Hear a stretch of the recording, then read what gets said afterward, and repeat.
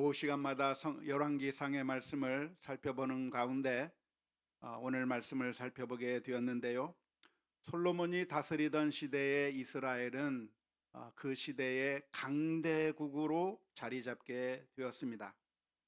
오늘 읽은 4장 20절에서부터 28절까지의 말씀을 보면 이스라엘 민족이 얼마나 부강했는지, 그 이스라엘이 얼마나 그 시대에 선진 강대국이 되어 있는지를 묘사해 주고 있는 말씀이라고 볼 수가 있습니다. 먼저 우리가 첫 번째로 볼 수 있는 것이 있다고 한다면 유대 민족의 그 인구가 엄청나게 늘어났다고 하는 사실입니다. 열왕기상 4장 20절 말씀에 보니까 이렇게 기록이 되어 있습니다.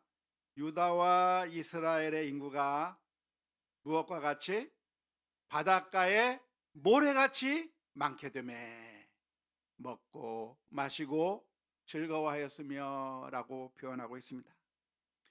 인구가 어느 정도 되었다? 그 숫자를 정확하게 기재하지는 못하고 비유로서 얼마나 많았는지 비유하고 있는데 바닷가에 모래알처럼 많았다 이 말입니다. 바닷가에 가면 모래알이 몇 개나 되죠? 셀 수 없습니다. 셀래야 셀 수가 없습니다.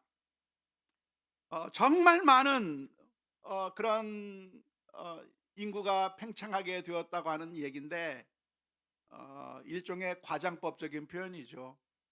인구가 설마 그렇게 많았겠습니까? 그렇지 않았을 거라고 생각이 드는데, 아무튼 이스라엘 민족의 그 인구가 너무나도 많이 엄청나게 많아졌다고 하는 것을 표현하기 위해서 바닷가에 모래와 같이 많아졌다라고 표현하고 있습니다.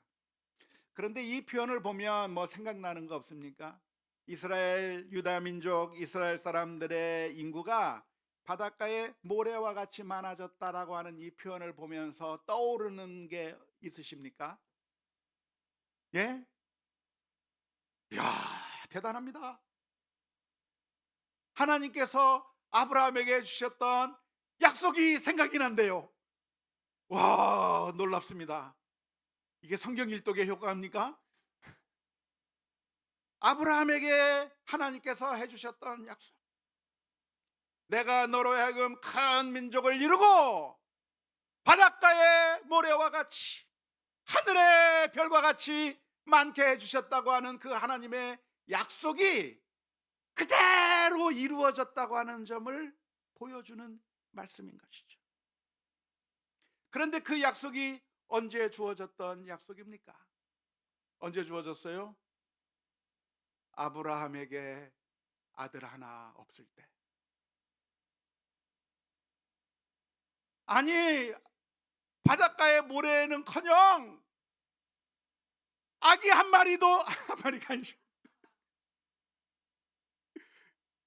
아들 하나도 없어서 우리는 아기가 없나 보다, 그렇게 실망하고 정말 포기할 수밖에 없는 그런 상태에 되어버린 그 아브라함 가정을 향해서 하나님께서 해주신 약속이 바닷가에 모래와 같이 많게 해주실 거라고 약속해 주신 거예요. 그 약속을 누가 믿을 수 있었겠습니까? 하나님께서 그 말씀을 해주셨을 때 다음 내년 이맘때 내게 아들이 있을 거라고 그 약속을 들려주셨을 때 사라가 그 약속을 믿을 수 있었겠습니까? 그 누가 이 하나님의 말씀을 믿을 수가 있었겠습니까? 그런데 놀라운 것은 정말로 모래와 같이 많아진 거예요. 하나님은 어떠한 하나님이십니까? 그 약속이 허망해 보이고 그 약속이 우리들의 꿈만 같은 그런 약속처럼 들려졌지만 하나님은 신실하신 하나님입니다. 하나님은 우리가 신뢰할 수 있는 분입니다. 오늘 우리들에게도 역시 하나님께서 약속해 주고 계시는 거죠. 하나님의 말씀을 통해서 우리를 향해 들려주시는 그 말씀을 우리가 읽을 때 때로는 아무런 감동이 없을 겁니다. 도대체 이 약속의 말씀들이 나와는 무슨 상관이 있나? 하나님의 약속은 이루어지지 않는 것 같고, 하나님의 약속은 전혀 천지가 개벽한다고 할지라도 이루어지지 않을 것만 같은 그런 불확실한 시대 속에서 우리는 살아가고 있습니다.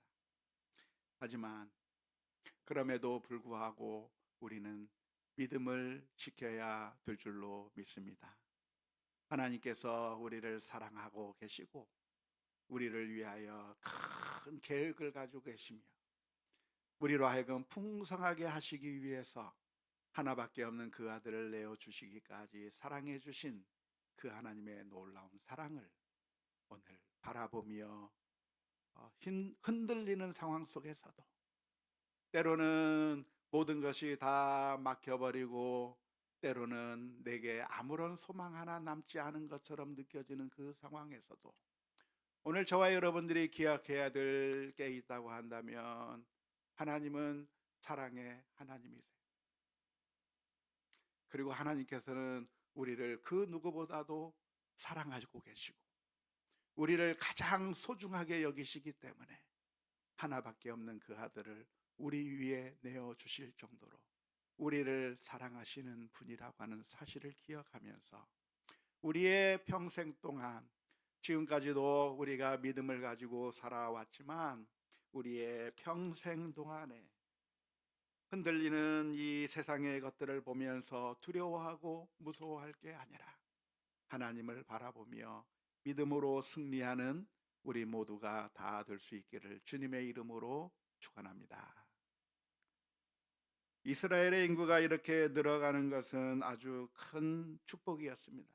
지금도 마찬가지이지만 자자손손 많은 후손들이 있다고 하는 것은 하나님의 축복인 것이고 또한 주님께서는 생육하고 번성하라고 말씀해 주셨는데 어떻게 유다 민족, 이 이스라엘 민족이 이렇게 인구가 바닷가의 모래와 같이 많아질 수 있었겠는가? 그것은 그 나라가 솔로몬 왕이라고 하는 훌륭한 왕 밑에서 태평성대를 이루고 있었기 때문에 가능한 일이었다고 할 수가 있겠습니다. 언제 인구가 줄죠? 전쟁 때 인구가 줄어드는 겁니다. 언제 인구가 줄어들죠? 기근이 일어나고 또 흉년이 들고 어려운 일이 생기면 그러면 인구가 줄어들 수밖에 없는 겁니다. 언제 인구가 줄어들죠? 전염병이 돌고 여러 가지 힘든 재난들이 있으면 인구가 줄어들 수밖에 없는 겁니다. 그런데 그 모든 것들이 어떤 것은 사람이 통제할 수 없는 분야도 있지만 어떤 분야는 좋은 지도자가 있어서 그래서 나라를 평안하게 만들고 태평성대를 만들어 나갈 때에야 가능한 것이라고 할 수가 있는 것이죠. 따라서 지금 이 시대는 어떤 시대였는가? 하나님께서 이스라엘 민족을 보호해 주신 것입니다. 여러 가지 자연재해나 흉년이나 기근이나 전염병이나 지진이나 이런 것들이 없도록 보호하셨을 뿐만 아니라 또한 솔로몬이라고 하는 왕이 있어서 그 나라를 부강하게 만들고 전쟁을 하지 않도록 다른 나라가 감히 넓어지 못하도록 든든하게 나라를 지키고 그래서 평안한 이 세상을 만들어 놓았기 때문에 이스라엘의 인구는 기하급수적으로 늘어갈 수 있었던 것이죠. 하나님의 은혜인 것이고 또한 동시에 솔로몬이라고 하는 아주 지혜의 왕 그리고 평화의 왕이 있었기 때문에 가능한 일이었다라고 할 수가 있겠습니다.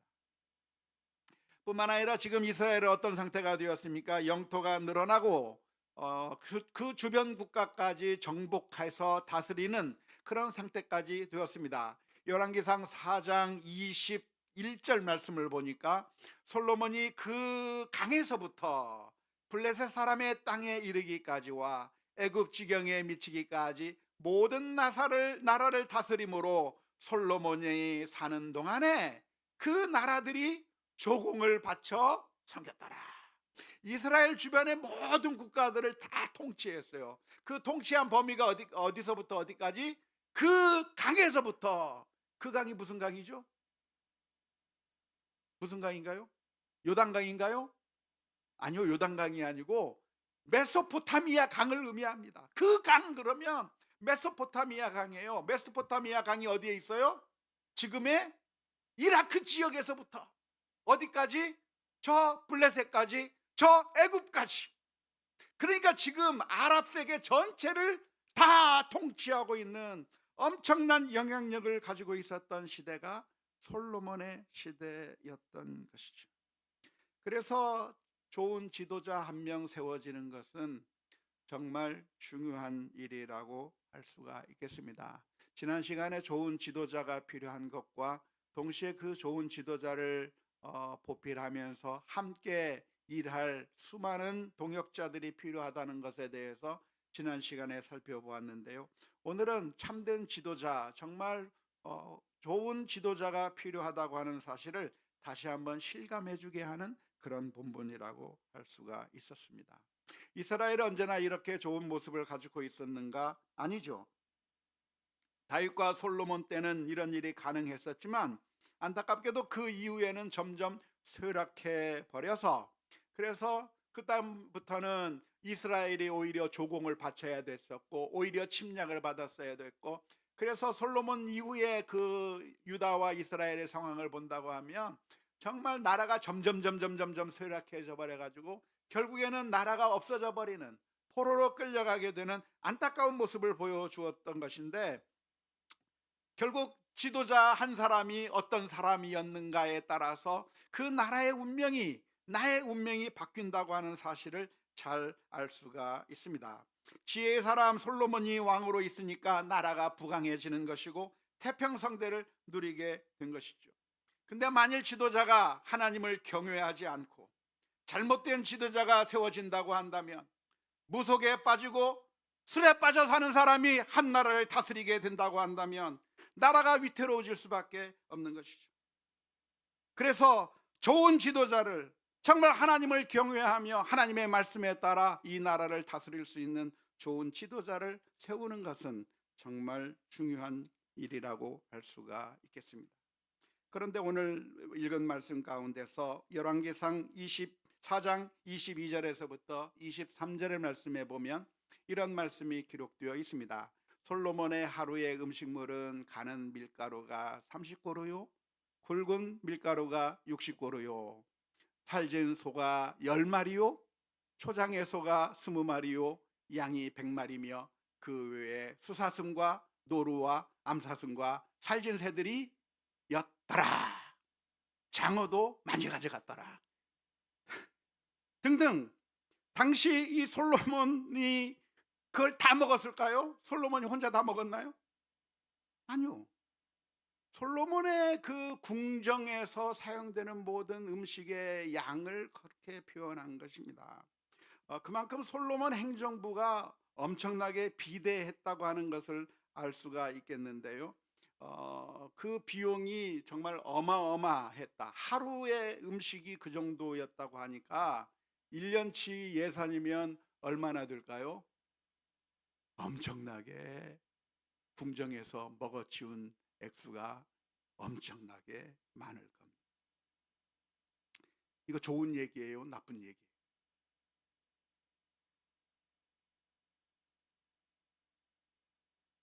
아마 많은 사람들이 생각을 할 겁니다. 행정부 비용이 너무 많이 들어간다. 왜 이렇게 하루에 양을 몇 마리, 소가 몇 마리 하루에 그렇게 많이 먹는 비대하게 행정부를 움직이는 것은, 이것은 불합리하고 부도덕한 일이며 나쁜 일이라고 생각하는 사람들도 많이 있을 겁니다. 하지만 우리가 기억해야 될 것이 있다고 한다면, 그렇게 큰 강대국을 유지하기 위해서는 솔로몬 한 사람만 가지고는 할 수 없는 노릇이고 그 주변에 수많은 직원들이 있어야 되는 것이죠. 그 사람들이 다 먹어야 되는 거예요. 다 일해야 되는 거예요. 비용이 많이 드는 것에 대해서 우리는 너무나도 큰 걱정을 하는 경우가 많이 있는데요.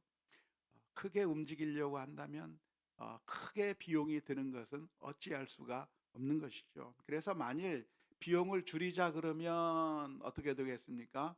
비용을 줄일 수는 있어요. 하지만 어떻게 되죠? 강대국은 되지 못하는, 조그만 구멍가게는 할 수 있지만 강대국을 할 수는 없는 것이죠. 그만큼 무슨 영향력을 발휘하기 위해서는 그만큼의 어 경비가 필요한 것이고 여러 가지 부대 비용이 필요할 수밖에 없다고 하는 것을 우리가 기억해야 됩니다. 예를 들어서 농사를 지으려고 한다면 뭐가 필요한가요? 지금은 아니겠지만 옛날에는 소가 필요했어요. 그래서 그 소를 운영해야만 하는데 그 소가 있어야 농사도 짓고 여러 가지 일들을 많이 하는데, 근데 소를 유지하는 게 쉬운 일인가요? 쉽지 않은 일인가요? 쉽지 않은 일이에요. 소가 있으면 구유가 더러워집니다. 소를 유지하기 위해서 여물도 줘야 되고 또 여러 가지 것들을 치워야 되고 할 일이 더 늘어나게 되는 것이죠. 그러니까 소를 치워버리면 어떨까요? 소를 치워버리면 깨끗하겠지만 그러나 소를 통해서 얻을 수 있는 유익을 얻을 수가 없는 것이죠. 그래서 잠언서 14장 4절 말씀에서 이렇게 가르쳐 주고 있는 것입니다.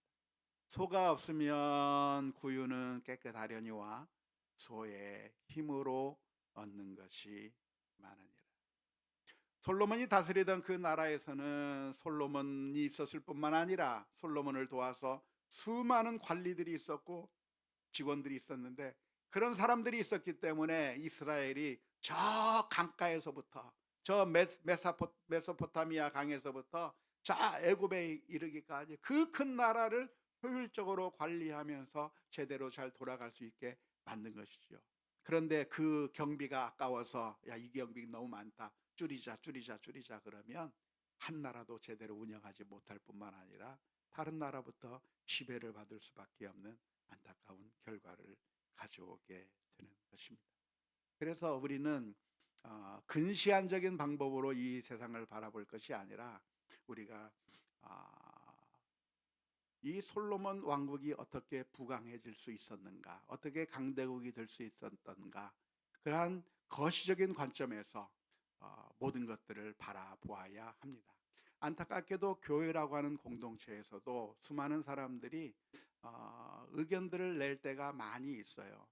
다양한 의견들을 내고 이야기하고 우리가 의견을 수합하는 것은 아주 바람직한 것이고 민주적인 절차 속에서 필요한 것이긴 하지만, 그러나 비용이 너무나도 많이 들어가는 것에 대해서 비용에 대해서만 너무 민감해하고 이것이 비용이 너무 많다, 이것은 너무 과도한 것이다, 여기에만 우리가 초점을 둘 것이 아니라 이걸 통해서 어떠한 큰 일을 할 수 있는가, 이 수많은 행정부 요원들을 다 운영하면서 이스라엘을 어떻게 큰 강대국이 되고 온 세계를 다스릴 수 있는 그런 나라가 될 수 있었는가, 그 능력과 효율이나 이런 것들을 바라보지 아니하고 그저 하루에 먹는 약이 왜 이렇게 많은가, 경비에 대해서만 신경을 쓰고 거기에 대한 민감하게 생각한다고 하면 한 나라를 그렇게 움직여 나갈 수가 없을 것입니다. 그래서 우리 교회도 그렇고 가정도 그렇고 이 사회도 마찬가지고 항상 우리가 균형이 잡힌 시각을 가지고 무엇이 정말 바르게 이 사회를 움직여 나갈 수 있는지, 무엇이 이 공동체를 잘 유지시키고 발전시킬 수 있는지, 그러한 깨어있는 관점으로 바라볼 필요가 있다 하겠습니다. 그래서 아무튼 이런 과정들을 통해서 솔로몬이 있는 동안에 이스라엘은 어떤 시절을 보냈는가, 태평성대를 이루었다고 하는 게 오늘 본문의 말씀이 되겠습니다. 오늘 우리들에게도 이런 솔로몬과 같은 지도자가 있으면 얼마나 좋을까요? 우리 가정의 지도자가 솔로몬이라면 좋을 텐데, 우리 교회의 지도자가 솔로몬과 같은 사람이라고 한다면 좋을 텐데, 그리고 이 나라의 지도자가 솔로몬과 같은 지도자가 되면 좋을 텐데, 우리들의 마음 가운데 그런 간절한 갈망들이 있습니다. 그런데 안타깝게도 이 세상의 지도자들은 전부 다 자격 미달일 때가 많습니다.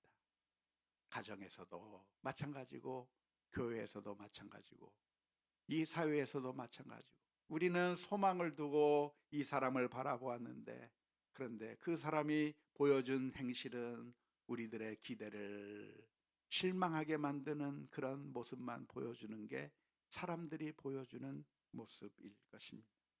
그런데 우리의 진정한 소망이 어디에 있습니까? 바로 예수 그리스도에게 있다고 하는 사실을 기억했으면 좋겠습니다. 예수님은 누구십니까? 평화의 왕, 평강의 왕으로 오신 분이십니다. 이사야서 9장 6절에서부터 7절 말씀에 보면 예수님에 대해서 예언하면서 이렇게 예언하고 있습니다. 이는 한 아기가 우리에게 낳고 한 아들을 우리에게 주신 바 되었는데 그의 어깨는 정사를 메었고 그의 이름은 기묘자라, 묘사라, 전능하신 하나님이시라, 영존하시는 아버지라, 평강의 왕이라 할 것임이라. 그 정사와 평강에 더함이 무궁하며 또 다윗의 왕자와 그의 나라에 군림하여 그 나라를 굳게 세우고 지금 이후로 영원히 정의와 공의로 그것을 보존하실 것이라.